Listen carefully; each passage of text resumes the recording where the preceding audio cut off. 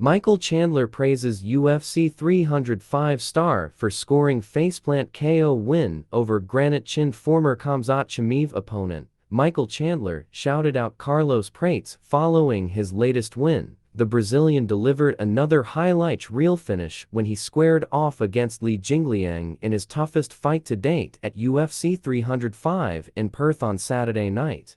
Prates tagged his opponent with straight left hands all night. The 31-year-old put a massive dent in Jingliang in round 2 as he dropped the tough Chinese fighter to the seat of his pants with a two-punch combination.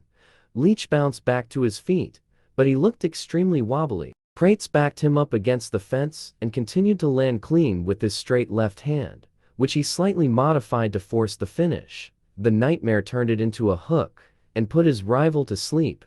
Jingliang crashed face first to the octagon canvas where he lay motionless for several moments before getting back to his feet in time for the official decision. Michael Chandler was one of the first people to praise Prates following his win. He tweeted, "Carlos mother effing Prates. Prates' ability to stay composed and walk him down looking for the KO was something to behold." Prates' win was particularly impressive as Jingliang had never been knocked out in any of his previous 27 professional MMA fights, even though 17 of them were in the UFC.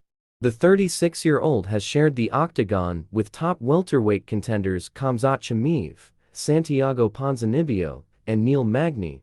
Prates is now 3-0 in the UFC since making his debut earlier this year. He'll most likely face a ranked opponent in his next fight. Meanwhile, Chandler will hopefully clash with Conor McGregor before 2024 is over.